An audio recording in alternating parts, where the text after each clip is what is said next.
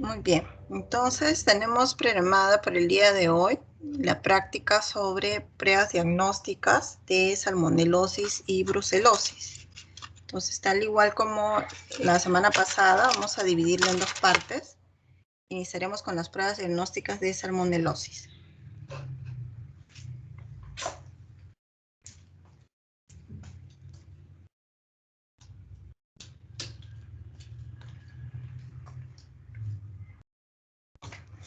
¿Me confirman si se ve la pantalla? ¿Pueden ver la diapositiva? Ya, gracias. Bueno, entonces, para recordar de que la salmonelosis, ¿no? ¿De dónde viene su nombre? ¿Por qué esta patología tiene esa denominación? Es debido a que fue descubierta por el científico Daniel Elmer Salmon en 1985, ¿no? Esta patología ha causado alrededor de 16.6 millones de casos de infecciones y 600.000 muertes en todo el mundo, ¿no? El agente etiológico corresponde al género de Salmonella, del grupo de las enterobacterias. Es un bacilo gram negativo, flagelado, no encapsulado, aeróbico. Ahora, con respecto a su clasificación taxonómica, ¿no? Tenemos dos grupos, lo que es Salmonella bongori y Salmonella entérica. Y dentro de las salmonelas entéricas se divide también en 7 tipos, ¿no? Acá podemos observar lo que es la Salmonella paratifi, la Salmonella tifi, que son las que causan enfermedad en el ser humano. Recordando un poco sobre el mecanismo de infección, ¿no? Esta bacteria va a ingresar al ser humano a través de la vía fecal oral, ¿no? Por la ingesta de alimentos o de agua que están contaminadas por esta bacteria. Entonces el reservorio viene a ser el hombre, ¿no? Entonces puede ingerir agua o alimentos contaminados, entonces ingresan al organismo, ¿no? Y se van a diseminar por vía hematógena. Entonces, para que se pueda desarrollar la infección en el ser humano, tiene que haber un inóculo con un mínimo de concentración de 10 a los 5, 10 a los 9 de bacterias de salmonella, ¿no? Entonces se va a multiplicar a nivel del intestino delgado, va a invadir a través de esta mucosa, ¿no? Y se van a liberar a circulación las endotoxinas, causando lo que es el cuadro clínico de fiebre, ¿no? Y síntomas gastrointestinales. Entonces vamos a tener un paciente con cólico, retorcijones abdominales, con náuseas, vómitos, ¿no? Considerar que en el caso de edades extremas, ¿no? Como los adultos mayores o pacientes pediátricos, ¿no? Pueden presentar cuadros severos de la enfermedad, ¿no? Y eso también considera en el grupo de los pacientes inmunodeprimidos, ¿no? Que pueden hacer cuadros de deshidratación severa o cuadros de septicemia. Ahora, también se pueden presentar otros síntomas específicos, ¿no? Como lo que es sensibilidad a nivel del abdomen y la aparición de puntos rosados en la piel, ¿no? Que se conoce como la rociola tífica.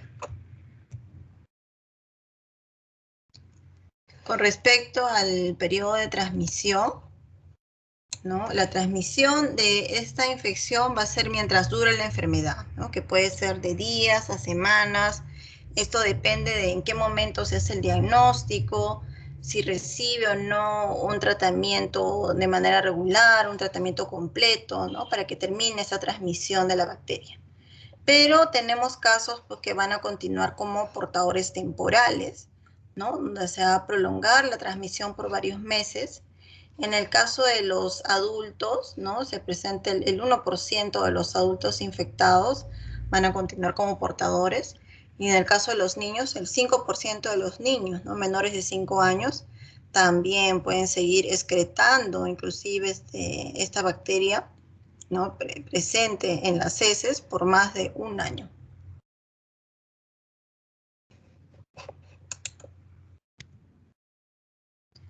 Ahora, con respecto a la estructura de la salmonela, acá es importante que recordemos cuáles son sus partes y cómo es su estructura, porque es en base a esto que también vamos a comprender, vamos a poder interpretar las pruebas diagnósticas.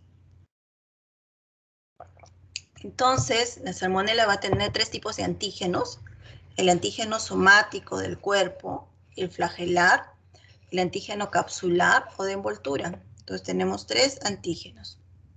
Entonces, acá nuevamente para que miremos en una imagen, ¿no?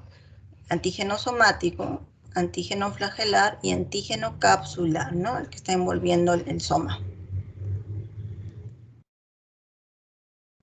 Entonces, ahora que ya hemos recordado un poco lo que corresponde al cuadro clínico, al mecanismo de infección, vamos a hablar detalladamente a lo que corresponden las pruebas diagnósticas para salmonelosis, ¿no? Entonces, nosotros podemos solicitar estas 4 tipos de pruebas, ¿no? Lo que es el hemocultivo, coprocultivo, cultivo de médula ósea y la prueba de viral, ¿no? Entonces vamos a empezar por lo que son los hemocultivos. Y cuando hablamos de hemocultivos, ¿a qué nos referimos, no? Hemocultivo quiere decir que vamos a cultivar una muestra de sangre, ¿no? Entonces, bueno, primero iniciamos con este cuadrito comparativo, ¿no? Donde tenemos 4 tipos de pruebas: hemocultivo, mielocultivo, coprocultivo, y miren que inclusive el urocultivo también está considerado, ¿no? Entonces, en la segunda fila, como podemos observar, su porcentaje de sensibilidad, ¿no? O de aislamiento en cada una de las diferentes pruebas, ¿no? En el caso del hemocultivo podemos aislar hasta en un 50-70% de la bacteria en la primera semana de enfermedad. Entonces es muy importante el momento también en el que se indica la prueba, ¿no? En el caso de mielocultivo también, solicitado en la primera semana, tenemos una sensibilidad de esta prueba del 90-98%, ¿no? Una sensibilidad bastante buena. En el caso de coprocultivo, hasta el 50%, pero en la tercera semana. Y en el caso del urocultivo, 3-5% podemos encontrar de positividad en estas muestras de orina. Mira, a pesar que es muestra de orina, podemos encontrar positivo para salmonela, ¿no? Entonces, acá estamos comparando estos 4 tipos de cultivos para el aislamiento de salmonella typhi. Y ahora sí vamos a hablar específicamente del hemocultivo. Este hemocultivo, ¿no? Como hemos visto en el cuadro, va a tener una buena sensibilidad si es solicitado en la primera semana. Pero acá la bibliografía nos dice que inclusive está dentro de los 14 días, ¿no? Las primeras 2 semanas de evolución vamos a tener un buen aislamiento. Pero acá es importante de que tomemos un set, ¿no? Siquiera 2 muestras de hemocultivo. No, una sola muestra aislada no nos va a dar mucha apoyo, ayuda para hacer un buen diagnóstico. Tienen que ser mínimo 2 muestras a más. En el caso de los adultos, se extrae un volumen de 10 mililitros. En el caso de los niños, un volumen de 2 a 5 mililitros. Entonces, para tomar esta muestra de hemocultivo, vamos a seguir en una secuencia de pasos, ¿no? Entonces, sabemos que como es muestra de sangre, vamos a tener que hacer una punción venosa, ¿no? Lo que quiere decir que tengo que examinar sus miembros superiores, palpar una buena vena, y elegir cuál es la vena en la cual le voy a hacer la punción, ¿no? Para esto vamos a hacer una higiene, ¿no? Limpiamos el brazo, limpiamos la superficie de la piel de donde vamos a hacer la punción. Esa limpieza tiene que ser de forma circular, de adentro hacia afuera, ¿no? Con alcohol o con un equivalente de este. Luego de la limpieza dejamos secar y ya no volvemos a tocar ni a palpar, ¿no? Porque ya vamos a hacer la extracción. Recordarle que también tenemos que limpiar la parte superior del frasquito. El frasco que vamos a utilizar para inocular la sangre, a pesar de que viene sellado, también, ¿no? Como ha estado en sitios de almacén, entonces tenemos que limpiar la superficie de la tapita superior, ¿no? Acá tenemos, por ejemplo, una fotografía de las botellitas. Esto se saca un taponcito y acá también debemos limpiarlo con algodón y alcohol, ¿no? Entonces, una vez que extraemos la muestra con jeringa, la vamos a adicionar a estos frasquitos por el método de inoculación, ¿no? Entonces vamos a invertir la botella, ¿no? Una vez que ya se inocula acá la muestra de sangre, invertimos, rotamos, homogenizamos para que se mezcle la muestra de sangre con el medio que está dentro de la botellita, ¿no?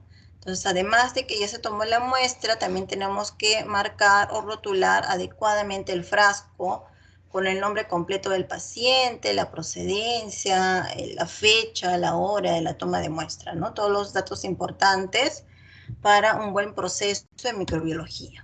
Entonces acá tenemos un esquema de resumen, ¿no? Donde se ve pues a una enfermera haciendo la extracción, a un paciente adulto, ¿no? Donde extrae de 5 a 10 mililitros. En el caso de los niños sería de 1 a 3 mililitros.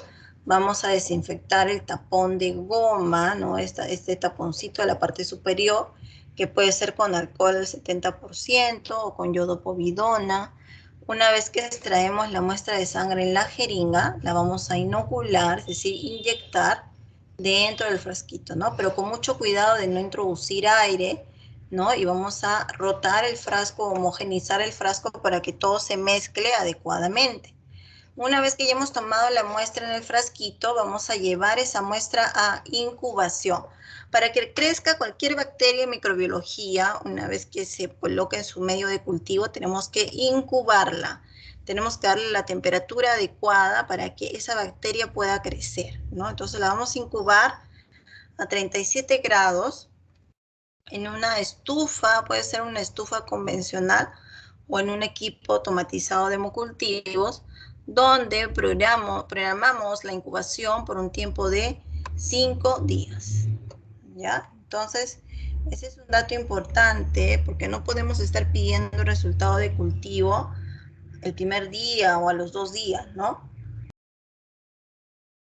Ustedes tienen que tener la información de que este es un procedimiento especial, es un cultivo, tenemos que esperar que crezca la bacteria, entonces yo no puedo acelerar el crecimiento. Yo tengo que esperar el tiempo necesario para que la bacteria crezca. Entonces, miren, acá tenemos la fotografía de los frasquitos de hemocultivo.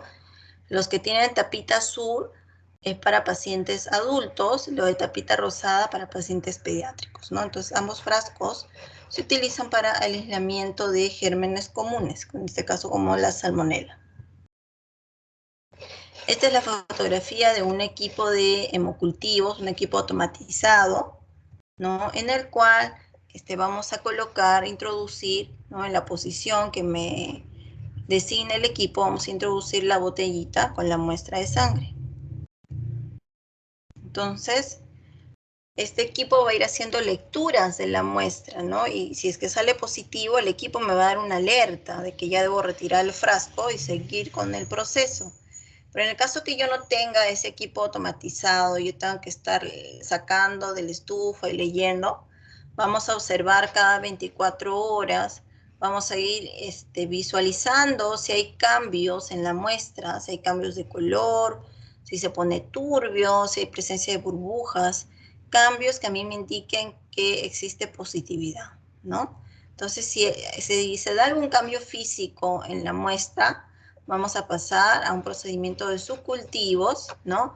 Para poder identificar la salmonela, ¿no? Y una vez que se identifica con pruebas bioquímicas, vamos a pasar a lo que es el antibiograma para poder reportar también a qué es sensible y a qué es resistente. Entonces, ¿habrá alguna pregunta con respecto a este primer examen, a esta primera prueba diagnóstica para salmonelosis con respecto al hemocultivo, chicos?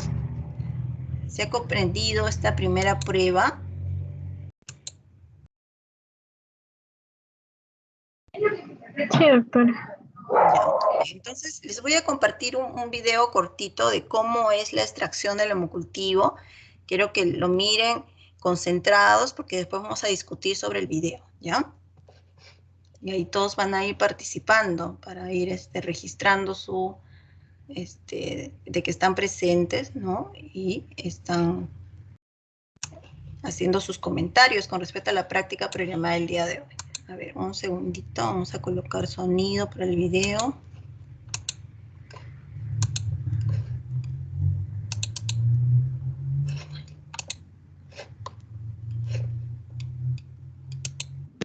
Técnica de hemocultivo. En lo posible se deberá realizar con... Sí, sí se puede escuchar. Deberá estar con gorro, mascarilla y guantes de manejo. Veamos a la enfermera jefe ubicada en la unidad de cuidados intensivos neonatal desarrollando las siguientes acciones. Colocación de mascarilla y gorro. Lavado de manos quirúrgico. Posterior al lavado de manos, no baje las manos, manténgalas por encima de la cintura. Ayudante presenta compresa estéril con la que se seca las manos. Ayudante presenta bata estéril. Enfermera jefe se coloca bata estéril. Ayudante amarra las cintas de la bata estéril cuidadosamente sin contaminar la parte delantera de la bata. Ayudante presenta 2 pares de guantes estériles. Enfermera jefe realiza la postura de guantes cerrada. Realiza asepsia y antisepsia en el brazo elegido para la toma de muestra, utilizando gasas estériles, jabón quirúrgico quirosidal para lavar y alcohol al 70% para la antisepsia. Retírese guantes con los que realizó la asepsia y coloque los campos estériles que presenta el ayudante, sin soltar el brazo del bebé. El ayudante abre estuche de las jeringas y equipo pericraneal sin contaminar y los presenta a la enfermera jefe. Empate la jeringa con el equipo pericraneal. Realice punción arterial extrayendo la cantidad de sangre requerida para el primer hemocultivo. Retire la aguja del pericraneal y control del sitio de punción haciendo presión con una gasa estéril por 10 minutos. Mientras la enfermera jefe realiza presión con una mano con la otra, empate una aguja estéril con la jeringa donde tiene la muestra. El ayudante retira el protector plástico del frasco y la enfermera jefe deposita suavemente la muestra de sangre. De inmediato el ayudante marca el frasco con los datos del paciente, fecha, hora en que se tomó la muestra, servicio y el número de muestra 1. Pasado los 10 minutos, coloque el torniquete estéril y con una jeringa de 3 cc realice la punción venosa extrayendo la cantidad de sangre requerida para el segundo hemocultivo. Retire la aguja y controle el sitio de punción haciendo la presión con una gasa estéril. Registre en notas de enfermería la actividad realizada, hora, lo utilizado y firma del profesional que le ha llevado a...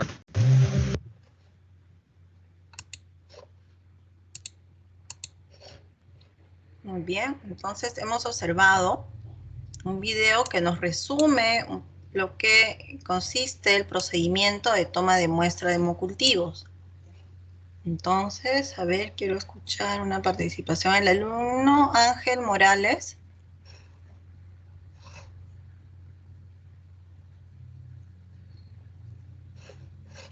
Ángel Omar Morales. No está. El alumno Picker Matamoros, Cori.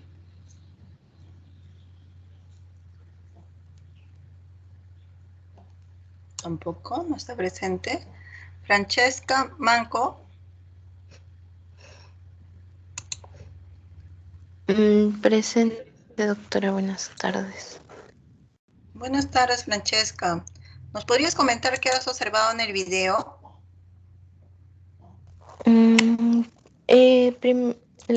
La técnica, ¿no? La forma correcta en la que se extrae sangre para un hemocultivo. Vimos primero que la enfermera aplicó una buena técnica de asepsia al usar guantes, el gorro, la mascarilla, se lavó las manos, usó un mandil desechable, 2 guantes y luego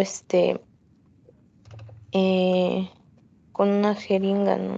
Extrajo la sangre del bebé y de esa jeringa lo pasó a la botella. Luego volvió a extraer sangre también para el hemocultivo. Ya, muy bien, Francesca. Entonces acá Francesca nos está recalcando la limpieza, ¿no? El uso correcto de los CPPs y que ella ha observado que se tomaron 2 muestras, ¿no? En el bebé. A ver, ¿qué nos comenta Tika Nina Quispe? Buenas tardes, doctora. Buenas tardes. ¿Qué nos puedes comentar? ¿Qué observaste en el video? ¿Algo diferente a lo que hemos explicado? ¿Algo que te llame la atención? Bueno, como mencionó mi compañera, primero se realizaron los cuidados necesarios para limpiar toda la zona y pues que no haya ningún tipo de contaminación. Y bueno, posteriormente se procedió a realizar eh, el- la técnica, ¿no? Que primero fue desinfectar la zona con alcohol el 70%. También luego se procedió a realizar la punción arterial.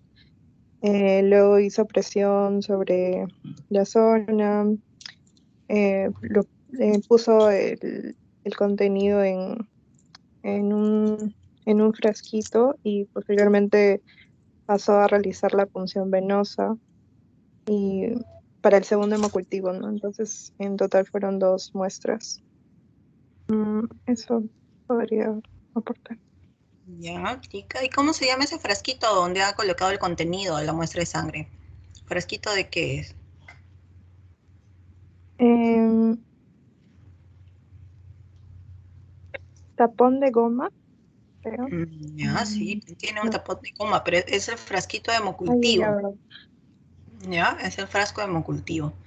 Entonces, importante también acá lo que se ha mencionado, con respecto a que puede ser muestra venosa o arterial, ¿no? Pero generalmente la recolección es de punción venosa en la mayoría de los casos.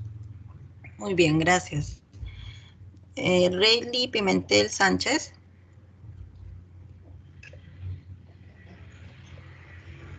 Sí, doctora. Rayleigh Eh, Pimentel, buenas tardes. ah, ya.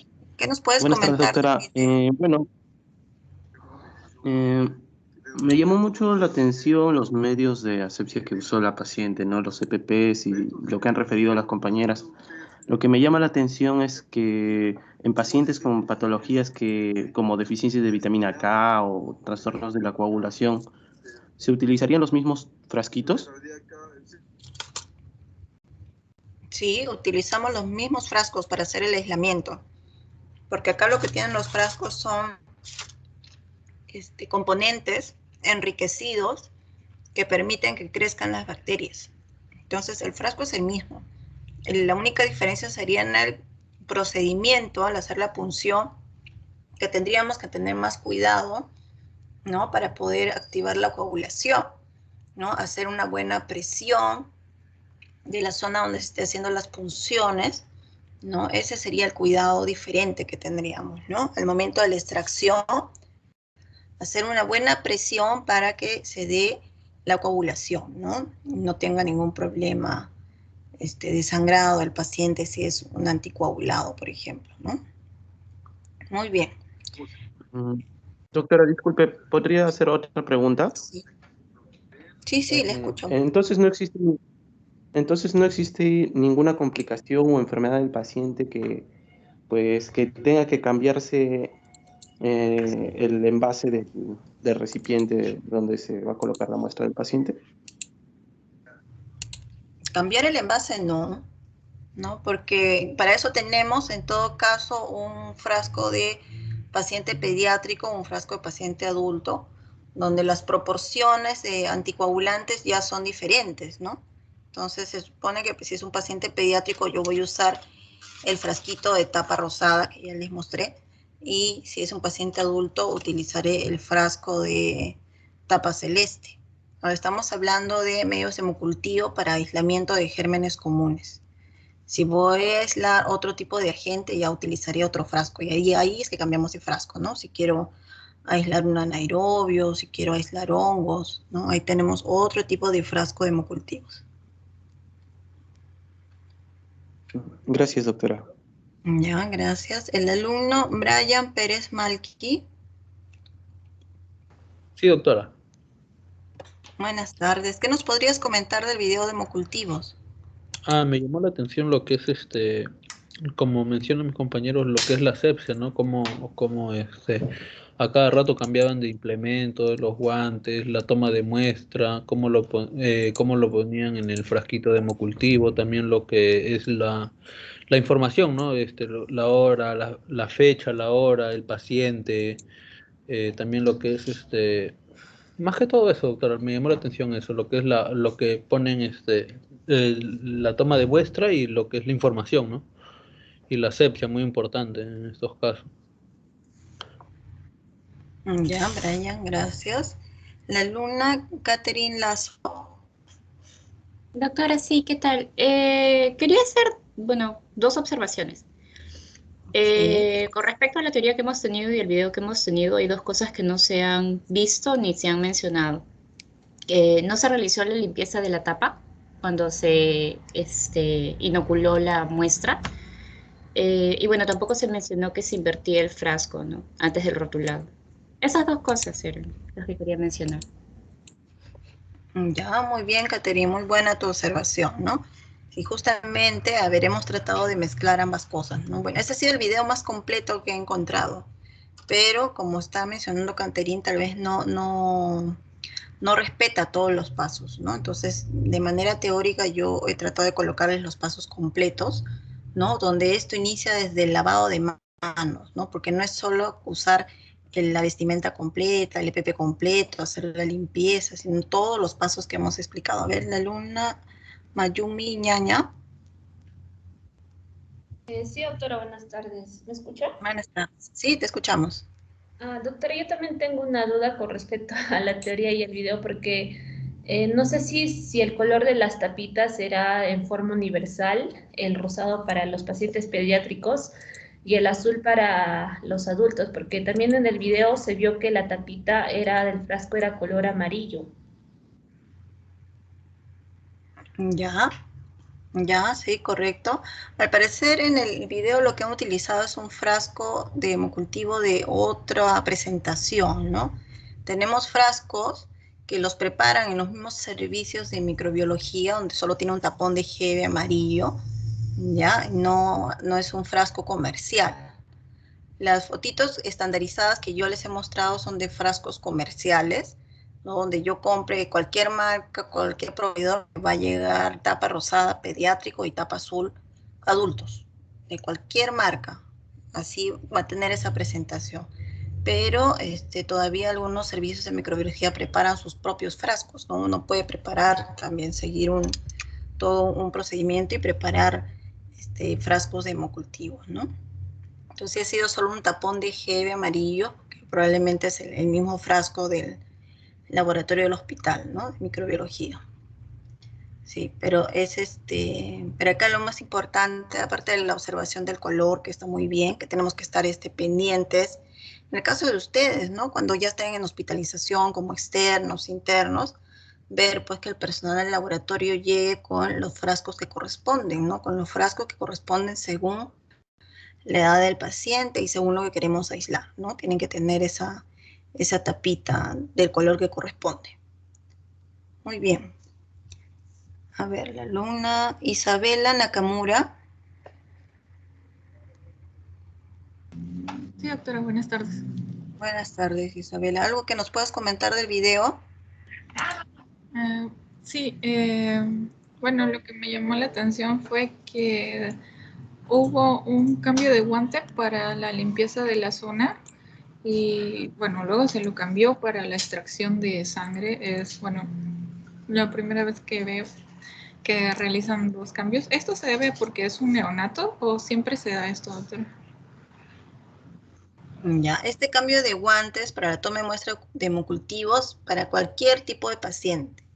Tenemos que tratar de darle el ambiente con mayor esterilidad posible. Entonces, si yo puedo hacer el cambio de guantes y dispongo de todo ese material, lo realizo así, ¿no? Entonces, con el primer par de guantes hago la limpieza de la zona de punción, de la zona de piel, donde voy a punzar, hago la limpieza de piel y de frasco, y con el segundo par de guantes ya solamente hago la extracción de la muestra, ¿no? Entonces tengo mayor seguridad de que estoy dando una mayor esterilidad al procedimiento, ¿no? Es más, se debe utilizar un campo estéril donde voy a colocar todos mis implementos, mi jeringa, mis gasas, el frasquito, todo lo que voy a utilizar para la toma de muestra, ¿no? Y como verán, la vestimenta del personal que va a tomar la muestra, que puede ser una enfermera, el tecnólogo, el técnico, el médico, quien vaya a tomar la muestra, ¿no? Tiene que utilizar una vestimenta como si fuera a entrar a sala de operaciones, ¿no?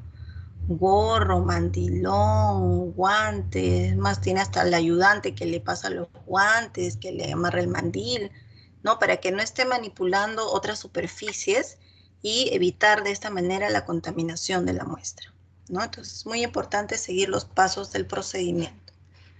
Muy bien, ahora sí continuamos entonces con las siguientes pruebas.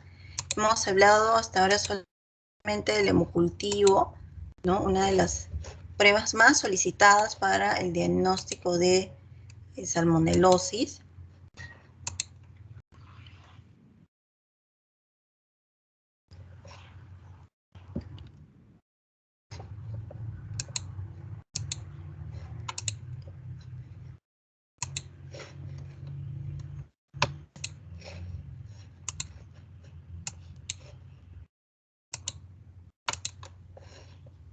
¿Me confirma si se observa la diapositiva? Sí, doctora, coprocultivo.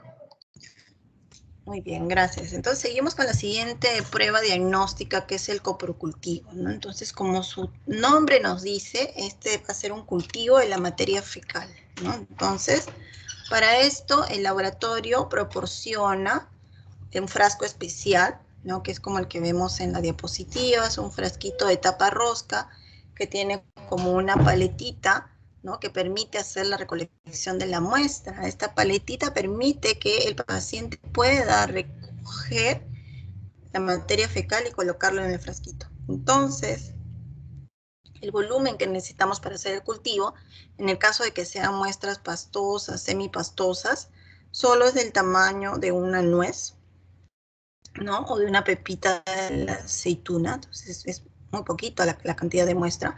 No necesitamos que el paciente llene todo el frasco, ¿no? Y a veces se presentan esos errores que traen las muestras, los frascos rebalsando de muestra.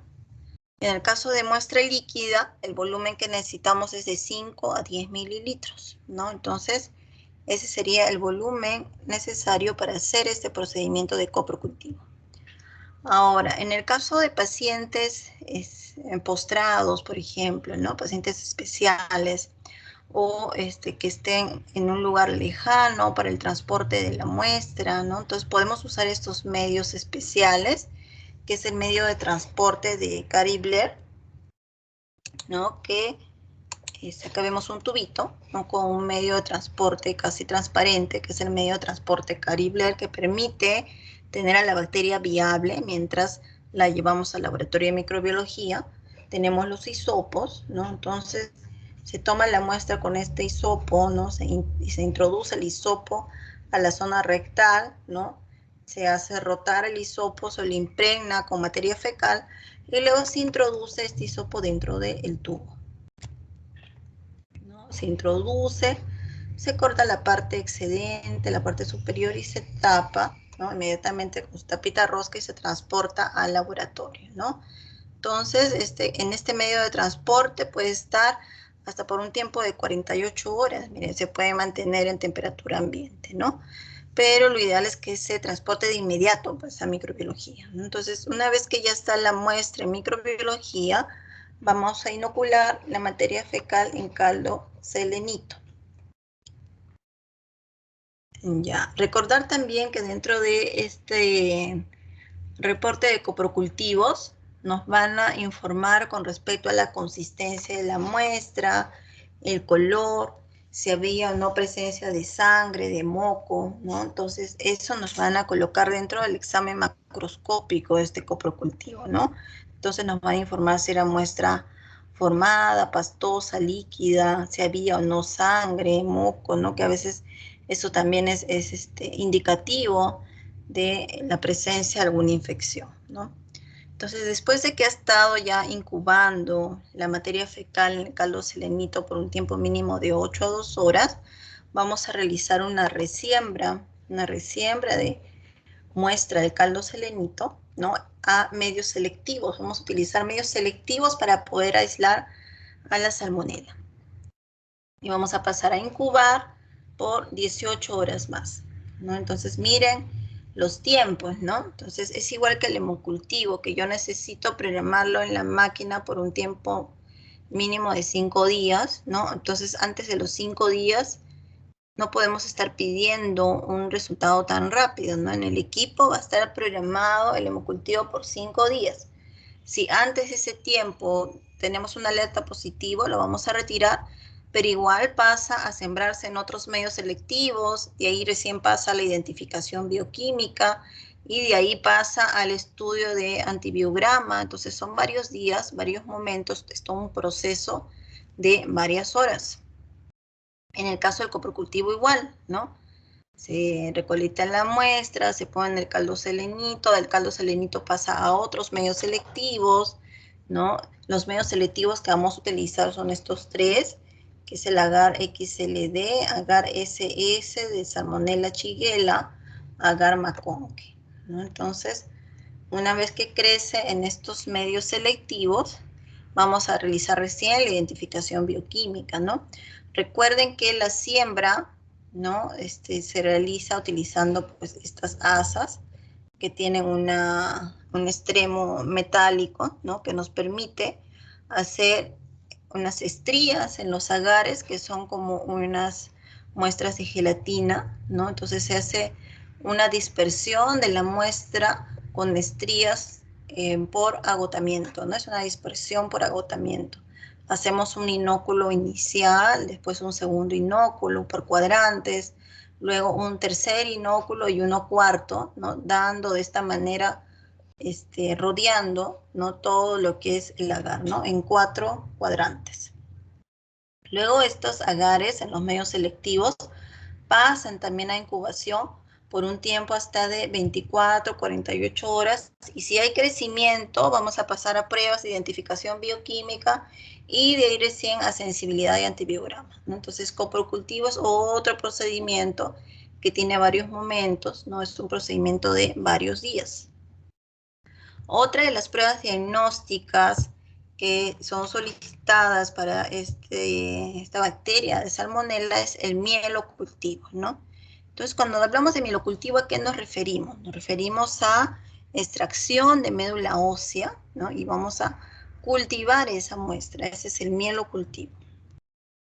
Y para esto, lo que vamos a hacer es una extracción de la muestra de médula de la región external o de la cresta ilíaca, ¿no? Acá estamos observando una fotografía en el lado derecho donde con un punzón especial se está haciendo la extracción de la cresta ilíaca. Ahora, para este examen de mielocultivo no es tan sencillo, ¿no? Porque es un procedimiento invasivo. Acá tiene que firmarme el consentimiento del paciente, el familiar, ¿no? Es un procedimiento invasivo que se le va a realizar. El protocolo que se sigue es los mismos pasos de limpieza y de esterilidad como si fuera para un hemocultivo, la misma vestimenta, pasos de desinfección, limpieza de la zona de la piel. La diferencia acá es que utilizamos unos punzones especiales, ¿no? Con unas agujas especiales para llegar hasta esas zonas de médula, pero una vez que se extrae la muestra, ¿no? Con este punzón, se va a inyectar también en los frascos de hemocultivo que ya hemos estado mostrando, ¿no? En esos mismos frascos. Se extrae la muestra de médula y se inyecta en el frasco de hemocultivo y pasa también a incubación, ¿no? Y si es que hay positividad, a sembrarse en medios selectivos, de ahí a la prueba de identificación bioquímica y de ahí a la sensibilidad y resistencia, ¿no? Del antibiograma. Entonces ya hemos hablado de los cultivos que podemos realizar. Con los cultivos vamos a aislar directamente a la bacteria, ¿no? Vamos a aislar a la salmonella, es en hemocultivo, coprocultivo, mielocultivo. Pero tenemos también un examen de sangre, que es la reacción de Vidal, o también llamado como antígenos febriles, aglutinaciones, son los términos que utilizan los clínicos, ¿ya? Pero el nombre correcto es de reacción de Vidal. Entonces, para este examen lo que vamos a tomar es muestra de sangre en el paciente. Muestra de sangre. ¿Por qué? Porque yo lo que voy a investigar es si están presentes anticuerpos contra la salmonela. Y acá que vamos a recordar la estructura antigénica de la salmonela que ya habíamos mostrado, ¿no? Entonces, con esta prueba vamos a demostrar si están o no presentes anticuerpos contra salmonela, ¿no? Anticuerpos contra antígeno H, contra antígeno O, ¿no? Que de estar presentes se van a unir con el reactivo que vamos a utilizar y va a aglutinar, ¿no? Entonces vamos a observar una reacción de aglutinación en esa reacción de Vidal. Entonces recordar acá que los anticuerpos contra el antígeno O van a aparecer recién a los 6 o 8 días. Los anticuerpos contra el antígeno H recién aparecen entre los 8 a 12 días. Lo que quiere decir que esta prueba no la puedo solicitar en un momento muy precoz, ¿no? Tengo que esperar siquiera unos 10 días a 2 semanas de tiempo de enfermedad para recién poder solicitar este examen. Ya, pues si lo solicito muy precoz voy a tener un falso negativo, ¿no? Entonces, para este examen utilizamos una placa de vidrio, utilizamos reactivos que lo que van a tener son antígenos, ¿no? Que yo voy a utilizar la muestra del paciente que tiene anticuerpos. Voy a unir la muestra del paciente con el reactivo que tiene antígenos y si están presentes los anticuerpos aglutinan, ¿no? Hacen una reacción, un complejo de antígeno-anticuerpo y yo evidencio unos grumitos de aglutinación. Entonces, acá lo que voy a observar en estas placas de vidrio son esos grumitos que me indican que están presentes los anticuerpos, ¿no? Debemos considerar también que pueden presentarse reacciones antigénicas cruzadas, ¿no? Con otras bacterias, que pueden ser inclusive enterobacterias, ¿no? Pueden ser reacciones cruzadas por parásitos, por virus, por hongos, ¿no? Entonces, esta prueba no es tan específica, ¿ya? Tiene varias desventajas, podríamos decir, ¿no? Recién la puedo solicitar a las 2 semanas y además puedo tener falsos positivos o reacciones antigénicas cruzadas por otra infección con otra enterobacteria o presencia de parásitos, virus o hongos. Entonces, acá a la derecha podemos observar el kit que se utiliza para esta prueba de reacción de Vidal, ¿no? Me van a venir antígenos febriles para salmonela, son antígenos para tífico A, para tífico B, antígeno tífico HO, tífico H y tífico O. Inclusive me vienen antígenos para Brucela. Yo puedo detectar si tiene también anticuerpos para Brucela. Y obviamente los controles, ¿no? Me viene un control positivo, un control negativo, que me va a validar todo mi procedimiento, ¿no? Que estoy realizando con esta prueba manual, ¿no? Los controles me tienen que salir en la reacción tal como indican en el kit del inserto, ¿no? Si es positivo, yo tengo que visualizar aglutinación. Si es negativo, no debe aglutinar nada. Entonces los controles es lo que me va a respaldar que todo mi proceso está bien realizado. Entonces la muestra que vamos a tomar es una muestra de sangre, muestra venosa, ¿no? Porque vamos a trabajar con suero. De preferencia recolectar en ayuno, ¿no? Porque cuanto más límpido esté el suero, la muestra, voy a tener menos interferencias. No requerimos aditivos para la toma de muestra. Podemos tener interferencias con kilomicrones, ¿no? Si es un paciente que no ha hecho un buen ayuno. O también cuidado al momento de la extracción para que no se hemolice la muestra, ¿no? Que eso también puede dar interferencia. Si es que no voy a poder procesar la muestra de inmediato, esta se puede conservar hasta 7 días en refrigeración. ¿Qué material vamos a utilizar para esta prueba de Vidal? Utilizo una placa de vidrio, micropipetas, una varilla y un cronómetro. Entonces, en la técnica, lo que vamos a realizar es colocar en la placa de vidrio una gota del suero del paciente, ¿no? Colocamos 50 microlitros de la muestra al paciente y le agregamos 50 microlitros del reactivo que va a tener el antígeno, ¿no? Vamos a mezclar con la varilla y vamos a programar un tiempo de 2 minutos con el cronómetro. Vamos dando rotaciones de manera circular de la placa de vidrio. Cuando se cumplen los 2 minutos vamos a realizar la lectura para ver si hay presencia o ausencia de aglutinación, ¿no? Entonces, es una prueba manual, es una prueba sencilla, ¿no? Si ya da positivo con esta primera, este primer proceso donde se coloca una gota de cada uno, ante la positividad de eso vamos a tener que trabajar con diluciones, ¿ya? Entonces, en esta prueba de Vidal, si estuviera positivo para algunos anticuerpos de salmonela, toda esa positividad se reporta en diluciones. Y para eso vamos a trabajar con diferentes volúmenes de suero del paciente, ¿no? Entonces, en los pocillos vamos a ir colocando diferentes volúmenes. Colocamos 80, 40, 20, 10, hasta 5 microlitros del suero del paciente y lo vamos a enfrentar con una gota de antígeno de salmonela, ¿no? Entonces, mezclamos con la varilla, hacemos rotación de la placa de vidrio, programamos por un tiempo de 2 minutos y luego hacemos la lectura. Entonces, algo así es como se observa la reacción de aglutinación, ¿no? Con estos grumitos, ¿no? Esta unión del complejo antígeno-anticuerpo que se manifiesta como unos grumos aglutinados, ¿no? Así se observa. Ahora, ¿cómo vamos a interpretar la positividad de esta muestra, ¿no? Si vamos a observar aglutinación donde yo he colocado 80 microlitros de muestra, el título de positividad va a ser de 1 en 20. Si va a dar positivo donde he colocado 40 microlitros, la positividad es de 1 en 40. Si está positivo donde coloqué 20, es de 1 en 80. Si da positividad donde coloqué 10, es de 1 en 160. Y donde coloqué 5 microlitros, la positividad sería de 1 en 320. ¿Y cómo vamos a interpretar o cuáles serían los valores de referencia?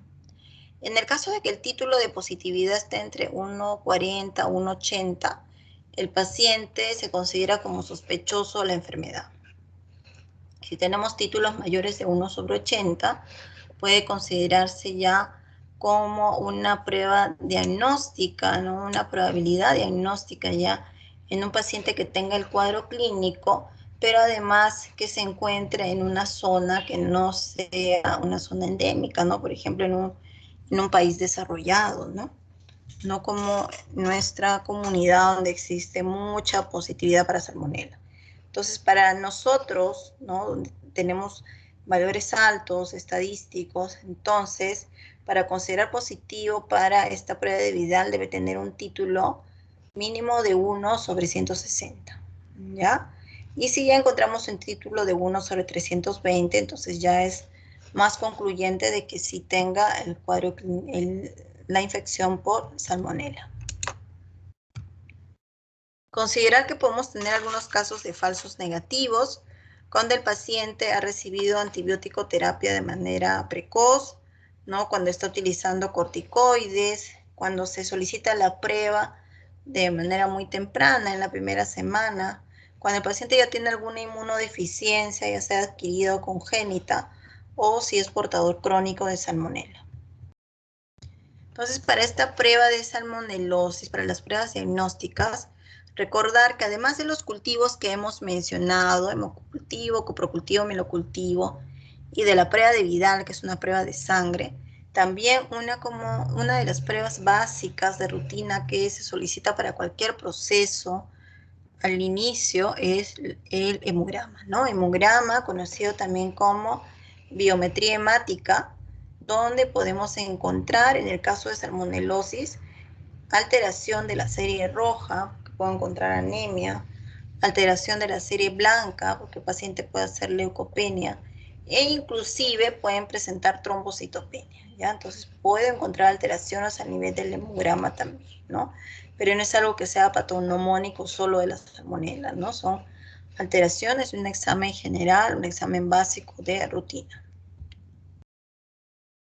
eso sería con respecto a esta primera parte de la salmonelosis. No sé si tenemos alguna pregunta hasta acá para que podamos pasar con la siguiente, la segunda parte de esta práctica. Sí, Caterina, ¿estás con tu manito levantada? Ah, no, ya. Así Pero se sí, quedó. tenía una pregunta. Sí, sí, te escucho. Cuando habló del coprocultivo y nos mencionó sobre el medio especial, nos dijo que luego se tenía que colocar en caldo selenito, luego decía que tenía que haber una resiembra a 35 grados por 18 horas y luego también otra siembra en agar. No sé si es que ahí me he confundido, si es solamente una siembra después del caldo selenito o si es que sí son Solo dos una. siembras más. No, es solo una. Solo Después una. del caldo selenito pasa a los medios selectivos, donde puede ser el agar de Salmonella shigella, ¿no? El XLD y el maconque, ¿no? Esos tres medios selectivos. Y de ahí, si hay positividad en esos medios, pasamos ya a la identificación bioquímica. Ya. Gracias, doctor. Ya, Caterina, gracias. Ya pasamos entonces a la segunda parte de la práctica que corresponde a pruebas diagnósticas de brucelosis. ¿Ya?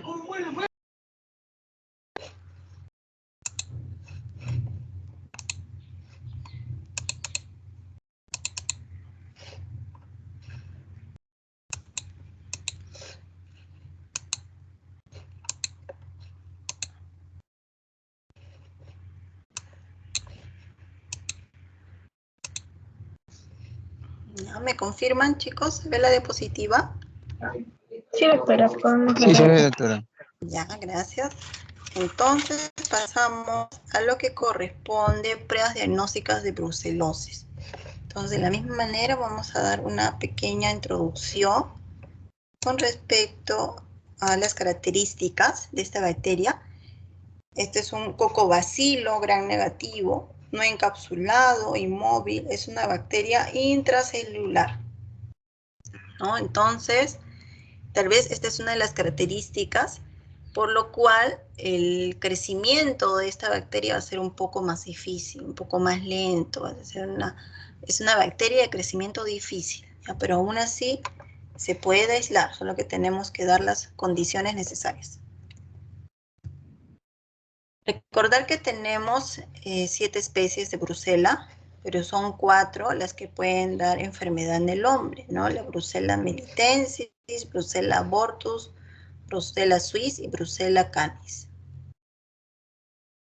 Las fuentes de infección tenemos varias, ¿no?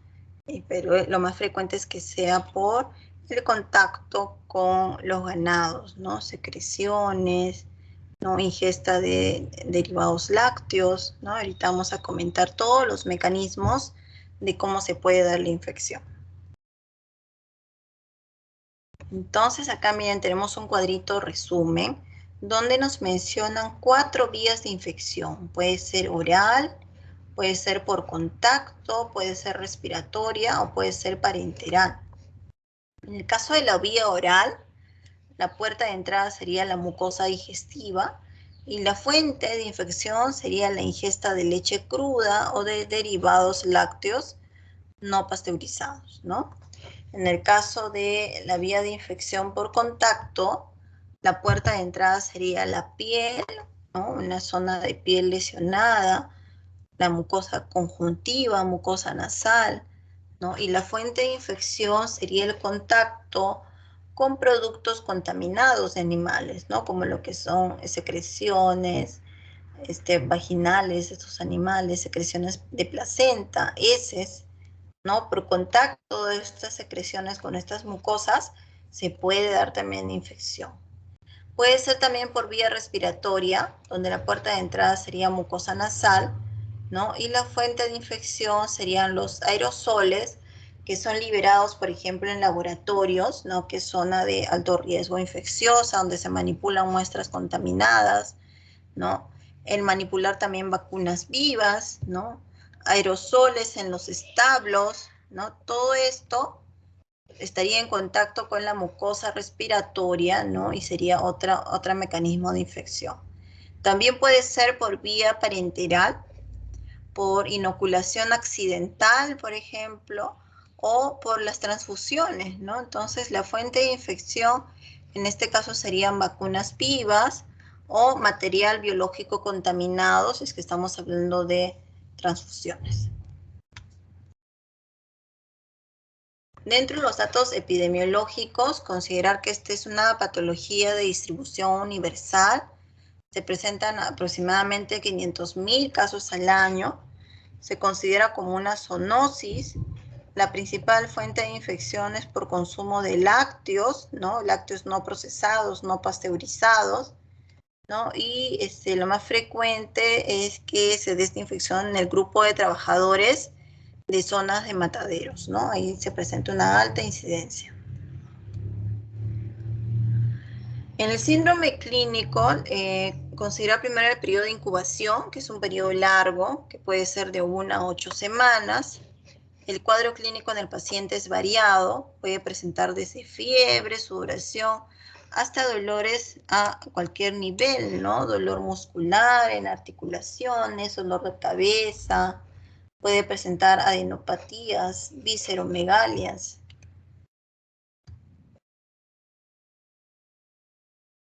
Ahora, ¿cómo sería el diagnóstico para esta brucela? ¿No? Entonces, al igual que la salmonela, acá podemos hacer un aislamiento directo de la bacteria, como también podemos buscar anticuerpos. Entonces, igual las pruebas diagnósticas se dividen en directas e indirectas, ¿no? En las directas vamos a aislar a la brucela. Indirectas, vamos a buscar anticuerpos contra brucela. Lo que quiere decir que en las indirectas trabajo con muestra de sangre, ¿no? Con suero. Para el caso de las pruebas de diagnóstico directo, acá consideramos a los cultivos, ¿no? Al examen microscópico, donde vamos a evaluar directamente a la bacteria, si estoy haciendo una coloración Gram, y a los subcultivos. Entonces, en el cultivo tenemos en primer lugar, lo más solicitado es el hemocultivo, ¿no? Así como para salmonela está en la cabeza el hemocultivo y cultivo de médula ósea, igual acá, ¿no? Tenemos hemocultivo, cultivo de médula ósea, con la diferencia de acá también podemos pedir cultivo de otros líquidos biológicos, ¿no? Porque como esta es una enfermedad con un cuadro clínico variado, donde inclusive puede abarcar lo que es el sistema nervioso central, nosotros podemos pedir líquido cefalorraquídeo. Si las molestias son articulares, puedo pedir líquido articular y hacer cultivo de esos líquidos biológicos, ¿ya? Entonces, importante también que en el caso de estos cultivos se considere en los laboratorios de microbiología que el tiempo mínimo de incubación tiene que ser siquiera de 15 días, ¿ya? Porque es una bacteria de crecimiento difícil. Entonces tengo que tener un tiempo de incubación más largo. Ya no es como para las bacterias o gérmenes comunes, donde solo incubo por 5 días. Acá, los clínicos que estén solicitando estos exámenes tienen que llenar correctamente la solicitud microbiológica y colocar lo que quieren que aislemos, ¿no? Según su presunción diagnóstica, colocarán, pues, descartar brucelosis, ¿no? Probable brucelosis. Entonces, para que ya tenga ese conocimiento el analista de microbiología y pueda programar el tiempo de incubación por más tiempo, ¿no? En este caso, lo mínimo son 15 días. Una vez que se da la positividad en el cultivo primario, vamos a pasar también a subcultivos, ¿no? O a cultivos en medios selectivos. Acá vamos a utilizar agar sangre, agar chocolate, ¿no? Y va a ir también por incubación, que puede ser de 24 a 48 horas. Vamos a observar el crecimiento de colonias pequeñas, brillantes, colonias de color miel, ¿no? Que son características de la brucela. Entonces, ya hemos mencionado las pruebas de diagnóstico directo. En las pruebas de diagnóstico directo lo que vamos a pedir es hemocultivo, mielocultivo, cultivos de líquidos biológicos según la zona que esté comprometiendo esta brucela. En el caso de diagnóstico indirecto, lo que vamos a pedir son pruebas serológicas, ¿no? Pruebas donde voy a investigar presencia de anticuerpos, ¿no? Y si están positivas, también se van a reportar en títulos, así como la prueba de reacción de Vidal que ya hemos explicado, ¿no? Entonces acá, nuestras pruebas de diagnóstico indirecto serían la rosa de Bengala, la seroaglutinación en tubo o en placa, la prueba de Coombs, la prueba de enzimo inmunoanálisis o prueba de inmunofluorescencia indirecta. Entonces, nuestra prueba inicial va a ser la prueba de rosa de Bengala. ¿Por qué? Porque es una prueba con muy buena sensibilidad y especificidad. Ya va a tener un alto grado de correlación, ¿no? Entonces es nuestra prueba de despistaje inicial o nuestra prueba de screening. Recordar también que esta prueba tiene algunas limitaciones, ¿no? Vamos a encontrar algunos falsos negativos si es que este examen es solicitado de manera muy precoz. Recordar que vamos a investigar anticuerpos, ¿no? Y esos anticuerpos tienen un tiempo de aparición, ¿no? Que generalmente está entre 10 días, 14 días, entonces no podemos solicitarlo de manera muy precoz. Acá una imagen de cómo se observa una reacción positiva de rosa de Bengala, ¿no? Esta prueba se llama rosa de Bengala porque se utiliza un reactivo así rosado, ¿ya? Y voy a observar positividad cuando se ven estos grumitos de aglutinación, ¿no? Acá también prueba positiva y las de abajo negativas. Negativas totalmente homogéneas, ¿no? Sin ningún grumo. Ahora les voy a compartir, o no, eso mejor al final. Tengo un video de rosa de Bengala, pero eso lo vamos a ver por un ratito. Ese lo vamos a discutir al final. Mejor primero explicamos todas las pruebas.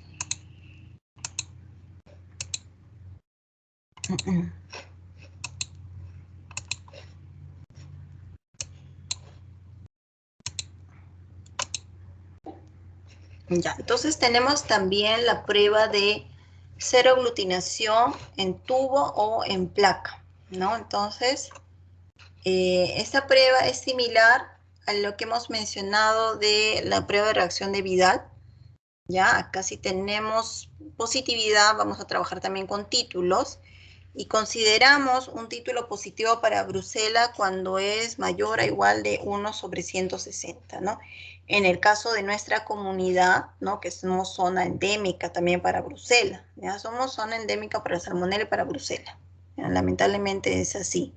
Nuestras estadísticas son altas, ¿no? Entonces tenemos casos inclusive de títulos muy altos con una positividad de 1/640 inclusive, ¿ya? Entonces, recordar también que esta prueba nos puede salir negativa si la pedimos de manera muy precoz al inicio de la enfermedad, y esta prueba de aglutinación en tubo en placa nos permite ver anticuerpos contra Brucela de tipo IgM en la mayoría de los casos. Tenemos también otro examen de diagnóstico en directo, que es la prueba de Coombs, ¿no? Entonces, la prueba de Coombs va a ser una prueba que nos permite hacer el diagnóstico en el caso de las brucelosis crónicas, ¿no? ¿Por qué? Porque nos ayuda a identificar anticuerpos de tipo IgG, ¿no? Entonces acá vamos a observar también una reacción de aglutinación, ¿no? Y la aglutinación nos indica presencia de anticuerpos de tipo IgG contra Brucela. Tenemos casos también de falsos positivos, es decir, de reacciones cruzadas, cuando el paciente tiene otro tipo de infecciones, ¿no? Por ejemplo, infección por Vibrio cólera, por Francisella tularensis, por Yersinia enterocolítica. Entonces, estas pruebas de anticuerpos no son tan específicas, ¿no? Pueden darse reacciones cruzadas. Tenemos también acá la prueba de seroaglutinación con 2-mercaptoetanol, ¿no? Esta prueba teníamos que hacer un tratamiento de la muestra con 2-mercaptoetanol. ¿Para qué? Para destruir las moléculas de IgM y solamente aislar anticuerpos IgG, ¿no? Entonces también era una prueba para brucelosis crónica, pero a la fecha se ha dejado de utilizar porque, bueno, este reactivo ya está en la lista de los cancerígenos, ¿no? Entonces ya no se utiliza el 2-mercaptodanol. Pues esta prueba ya se dejó de utilizar. Tenemos este examen también por metodología de enzimo inmunoanálisis. Acá nos permite identificar anticuerpos de tipo IgG, IgM, IgA, ¿no? Para esta prueba de inmunoanálisis vamos a utilizar placas de poliestireno que van a tener adheridas en sus superficies antígenos de Brucela. Vamos a enfrentarlo con el suero del paciente, que si el suero tiene presente los anticuerpos, entonces se va a hacer lectura de positividad, ¿no? Entonces también nos ayuda a identificar anticuerpos contra Brucela, pero de tipo IgM, IgG y IgA, ¿no? Entonces, ahora sí les voy a compartir un video con respecto a la prueba de Rosa de Bengala. Quiero que estén atentos, por favor, con el video, porque de ahí vamos a discutir sobre lo que estamos observando.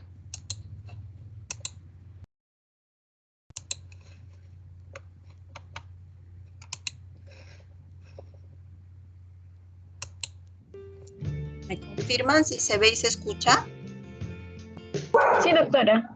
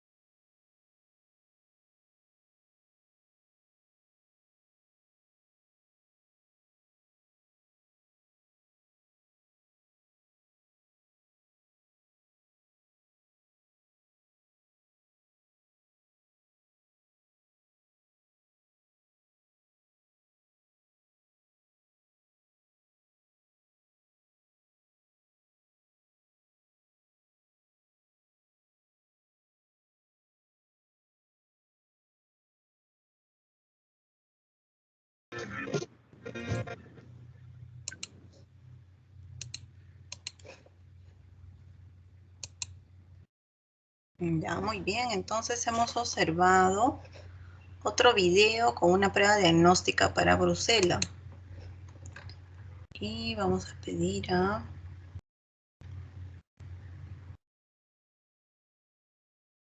Johan León. ¿Se encuentra Johan León? Doctora, buenas tardes, ¿se me escucha? Buenas tardes, sí, le escuchamos. ¿Nos podrías comentar qué observaste en el video? Sí, doctora, se hace 3 pruebas, ¿no? En unos pequeños círculos y al final se le pone el reactivo, ¿no? De rosa de Bengala. Hace unos movimientos circulares para que haya una reacción de aglutinación y como dice en el video, ¿no?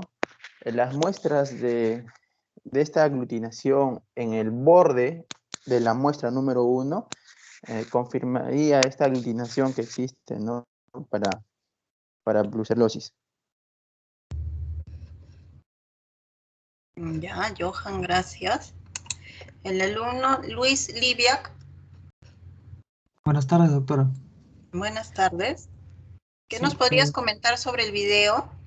bueno, en el video es de la prueba rosa de Bengala y se ponen, en el video se usó 3 pocitos de los 6 que había, se usó los reactivos, se tomó el control positivo, el negativo y se utilizó pues la muestra, como vimos que estaba en otro tubo, donde sacó, me parece que le echó el reactivo después una gota cada uno, lo mezcló con un stick y después procedió a mover la placa con movimientos circulares y luego mostró pues cuál de ellos había dado positivo, ¿no? El control positivo, sí, obviamente dio una reacción positiva, pero me parece que el suero dio una reacción negativa, porque no vi la aglutinación en los bordes que él mencionaba. Eso es lo que pude notar del video. Sí, correcto, sí. La muestra del paciente dio negativa, ¿no? Pero el suero control, porque el kit viene con controles, el control positivo, que era el primer pocillo, ese sí se evidenció reacción de aglutinación, ¿no? A ver, ¿qué comenta Miguel Ángel Pérez? Miguel Ángel Pérez. Sí, doctora, buenas tardes, ¿me escucha? Buenas tardes, ¿sí? ¿Nos puedes comentar del video? Sí, doctora, primero, lo interesante del video es la primera vez que veo cómo usan esos círculos, esa forma en el laboratorio. Y bueno, como lo que vi fue que se usó siempre el caso control y fuera del reactivo, ¿no? O sea, fuera del paciente. Y lo interesante fue de que, bueno, lo que usaron fue el rosa de Bengala y cómo es que empiezan a poner en cada círculo, ¿no? La sustancia, ¿no? Y empiezan a hacer unos movimientos, ¿no? Y después de un tiempo, en uno de ellos se ve, ¿no? Cómo el borde está aglutinado, ¿no? De los 3, el primero es el que tiene el borde aglutinado y se supone que ese es el que sería positivo, ¿no? Pero el del paciente en sí no es el positivo, sino es el de control, ¿no? Y es interesante cómo después de tiempo, al hacer esos movimientos circulares, ¿no? El positivo debería de dar una aglutinación en el borde y los otros no. Entonces cuando no hay ese borde o esa aglutinación ya es negativo, ¿no? Pero es la primera vez que veo esa forma de diagnóstico en el laboratorio, doctora. Muy interesante. Ya, muy bien, gracias. El alumno Leonardo Pérez Acuña.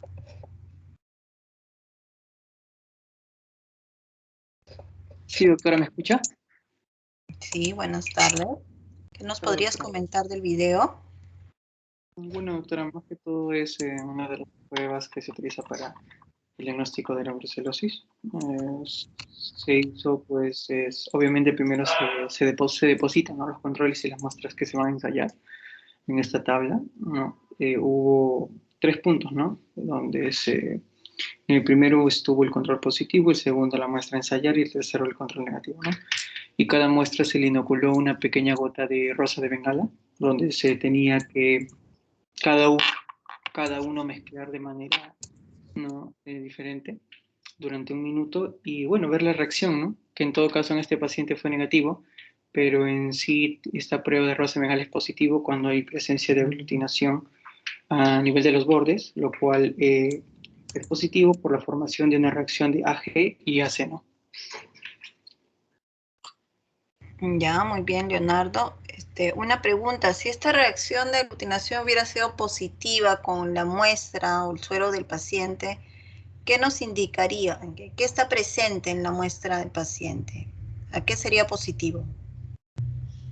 A brucelosis, o sea, doctora, la presencia de aglutinación, los bordes, evidencia de que hay una formación de reacción entre el antígeno, ¿no? El antígeno-anticuerpo, ¿no? Ya, pero ¿qué estaría presente en el paciente? ¿El antígeno o el anticuerpo? No, los anticuerpos, ¿no, doctora? Contra la brucelosis, ¿no? Correcto, los anticuerpos. Muy bien. María López Vargas. Doctora, buenas tardes. Buenas tardes, María. ¿Qué nos puedes comentar del video? Bueno, doctora, básicamente un pequeño resumen de lo que también ya han comentado mis compañeros, cómo es lo que se da la prueba de aglutinación para observar si es que se encuentra brucelosis. Lo que se realizó fue se utilizó dos controles, sí, un control positivo, un control negativo y la muestra, donde se observó que la persona que realizaba la muestra colocó 3 gotas y posterior colocó en cada pocillo una gota de rosa de Bengala. Y al momento de realizar los movimientos circulares, en un determinado tiempo se observó cómo el primero, que era el primer pocillo, que era el control, dio positivo, y los otros dos, que es el segundo la muestra y el segundo el control negativo, ambos dieron negativo. No se observó la aglutinación. Ya, muy bien, gracias. Alumno Haller Lozano.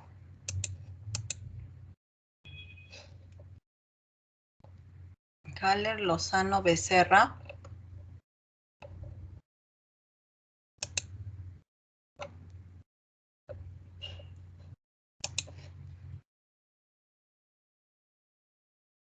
Yeslin María Maita de la Cruz.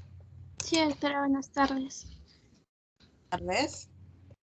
Yeslin, ¿nos puedes mencionar para lo que es brucelosis un ejemplo de prueba de diagnóstico directo y una prueba de diagnóstico indirecto?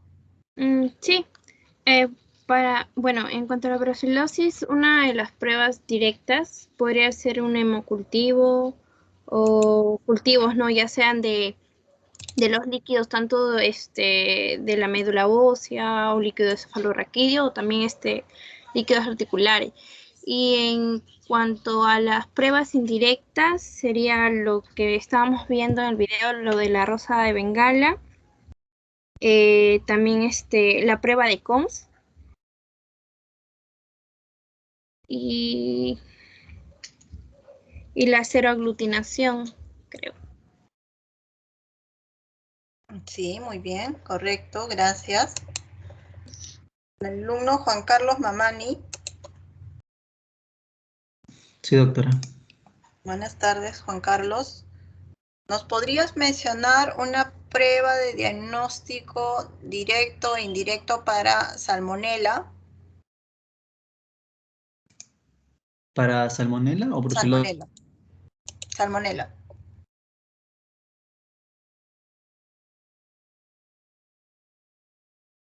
Juan Carlos, para salmonela.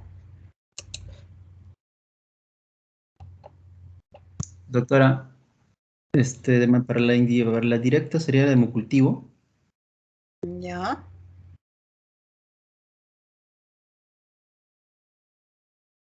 ¿Y la indirecta?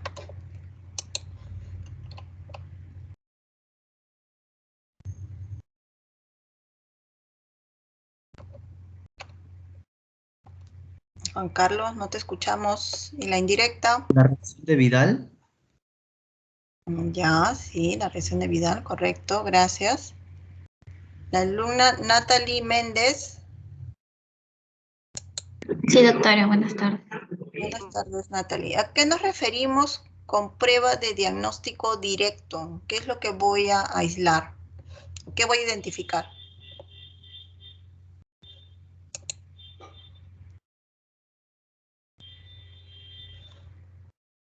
Natalie, ¿me escuchas? En el directo, doctora. ¿A qué nos referimos? ¿Cómo Al podríamos cultivo. definir la prueba de diagnóstico directo? ¿Qué es lo que voy a aislar? ¿Qué voy a identificar?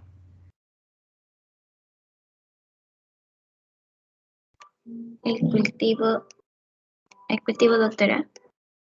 Ya, sí, ejemplos de esas pruebas son los cultivos, ¿no? Pero ¿qué es lo que voy a aislar o identificar con las pruebas de diagnóstico directo? ¿Por qué se denominan pruebas directas?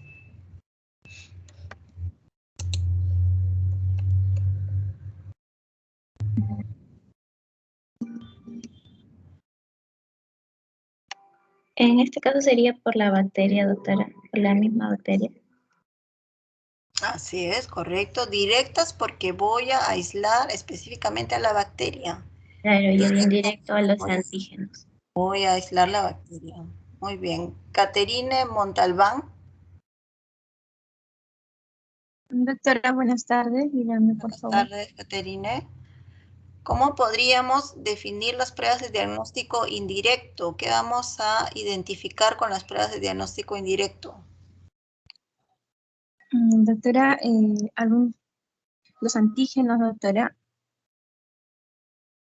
En las pruebas de diagnóstico indirecto, ¿qué vamos a identificar?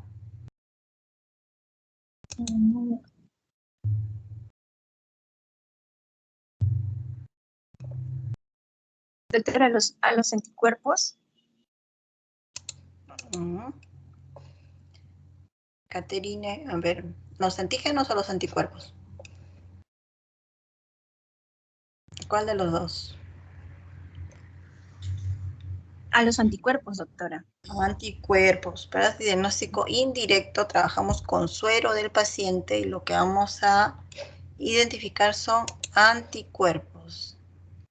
María Morales Rojas. Presente, doctora.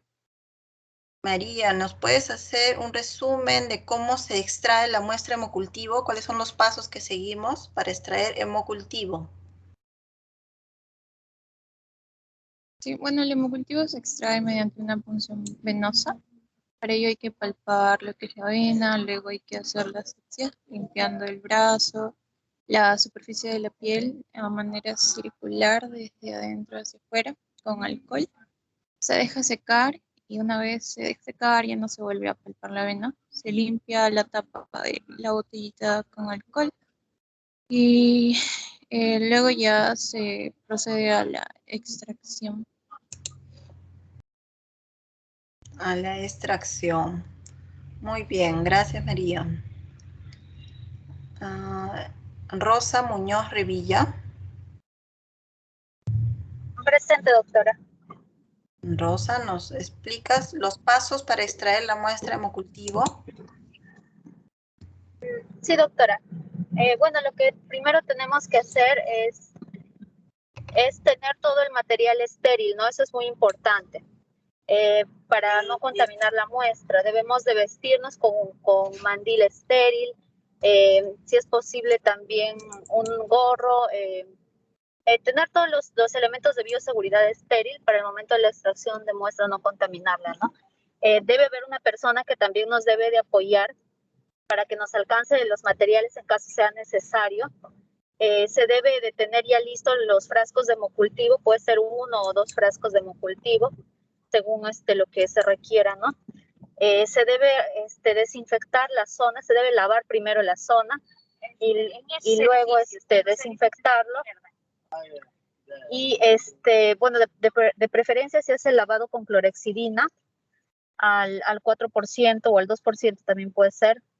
Y posteriormente se puede hacer la extracción se elige una vena en la cual con una aguja se va a realizar, bueno, ¿no? la toma de la muestra de sangre Una vez ya con la muestra de sangre, hay que cambiar la aguja para poder, con una aguja nueva, hacer poner la muestra de sangre en el frasco del hemocultivo. Y luego se rotula, ¿no? Muy bien, Rosa, excelente, muchas gracias. Caterina Navarro.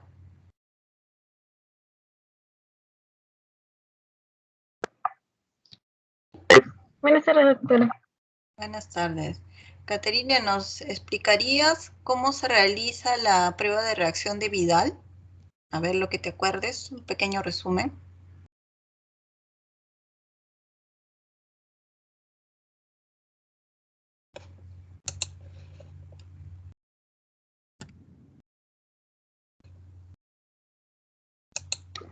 Sí, doctora. Bueno, en la reacción de Vidal se da para demostrar la presencia de los anticuerpos aglutinantes de la salmonela, ¿no? Se realiza con el suero de los pacientes que están teniendo la fiebre tifoidea. Se utilizan los anticuerpos contra el antígeno O y se deja de 6 a 8 días.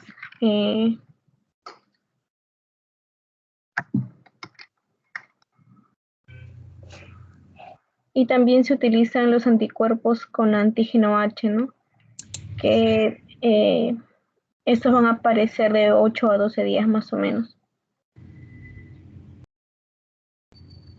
Ya, muy bien, Caterina, gracias. Lady Noriega. ¿Se encuentra Lady Noriega?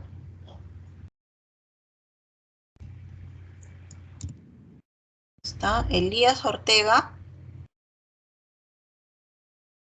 Sí, doctora. Buenas tardes, Elías. ¿Nos podrías resumir cómo se realiza la prueba de reacción de Vidal?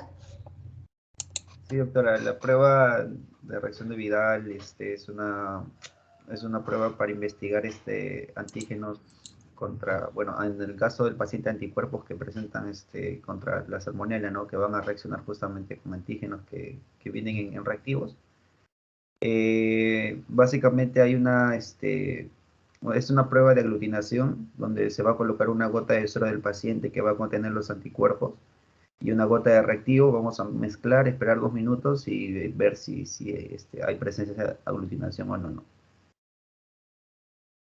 Ya, muy bien. ¿Y a partir de cuánto de título de positividad consideramos como una prueba diagnóstica positiva para una zona endémica como la nuestra? Más o menos, doctora, 1 sobre 1/160 para hablar de positividad. Correcto, muy bien. Diego Pantoja.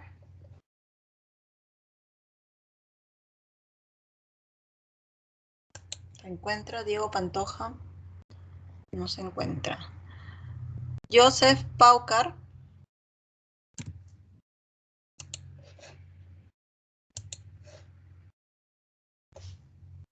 Joseph Paucar.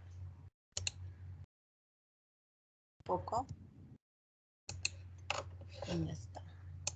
Muy bien, ya los llamé a todos. Decir quién está y quién no está, chicos. Muy bien, entonces, con eso estaríamos. Sí. Doctora, doctora, buenas tardes, doctora. Buenas tardes. Doctora, discúlpeme, me he conectado a media clase de coprocultivo para adelante de prueba de salmonela. De ahí empecé a estar en la clase, doctora, estaba en el hospital por un caso familiar y recién me conecté, doctora. Ah, ya, Vicker, sí, te llamé al inicio. Sí, doctora. A ver, tal vez nos explicas cómo ¿Viste el video de Rosa de Bengala? Sí, doctora, sí. A ver, ¿qué nos puedes comentar? Bueno, doctora, para la prueba de Rosa Bengala, el procedimiento fue que de los 6 pocitos que había, se escogió 3, ¿no? Uno lo tomó como control y las dos últimas los tomó como para la prueba, ¿no? Porque había prueba positiva, prueba negativa en caso del paciente, ¿no? Y cada uno de ellos se le dio primero se le echó en el control se le echó un suero, ¿cómo lo puedo llamar?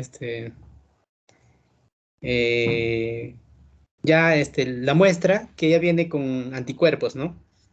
Pero con antígenos para la salmonella. Perdón, para la brucela, doctor. Y ahora, y en el segundo pocito se le echó también, en este caso, la muestra del paciente, ¿no? Y de igual modo en la tercera. Y a cada uno de ellos se le echó la rosa de Bengala, ¿no? Y luego se le movió como una especie de circular y en caso de control se observó una reacción, ¿no? En el cual se formó grumos alrededor de la muestra, ¿no? Del círculo. Mientras que en el pocito 2 no se formó mucho los grumos. Bueno, eso es lo que yo vi. Parece que fue negativo para el paciente, ¿no? Y en el tercero no se formó grumos, nada de reacción. Es decir, que no hubo una reacción antígeno-anticuerpo para el agente, doctora. Ya, correcto. Pero ¿qué es lo que estamos investigando en el suero del paciente, Vícar? ¿El anticuerpo? Sí, doctora, lo que se quiere encontrar es el anticuerpo contra este patógeno, ¿no? Ya, correcto. Son pruebas indirectas. No estamos buscando anticuerpos. Sí, doctora. Bien, muy bien. Ya, Doctora. Gracias, doctora. Damos por concluido entonces la práctica del día de hoy. Y les voy a pedir por favor en el chat que me coloquen los títulos de positividad para la prueba de aglutinación de salmonella y brucela. ¿Qué título tiene de positividad debe tener para zona endémica? Tanto de aglutinación de salmonella como de brucela. ¿Ya? Y voy a revisar esos chats, tienen 5 minutos. Y eso sería todo por el día de hoy, chicos. Gracias por su participación. Voy a estar esperando sus respuestas, 5 minutitos. Doctora. Sí, lo escucho. Disculpe, doctora, ¿podría comentarles más o menos a mis compañeros cómo será el examen del día miércoles de la próxima semana en cuanto a las prácticas que hemos llevado con usted? Claro que sí, les explico. Es una pruebita con este programa de FOR. Son 10 preguntas, 5 de la práctica de orina y 5 de la práctica de hoy día, ¿no? Son la mayoría para marcar, ¿no? Solo 2, 3 preguntas nada más para rellenar, pero cosas muy puntuales. Y todo lo que hemos explicado en la práctica, chicos. 5 preguntas de cada una de las prácticas. Se va a programar media hora, pero en realidad me parece un tiempo largo para las 10 preguntas que son, ¿no? El examen es sencillo, son 5 preguntas. No tienen que repasar sus apuntes que hayan tomado, ¿no?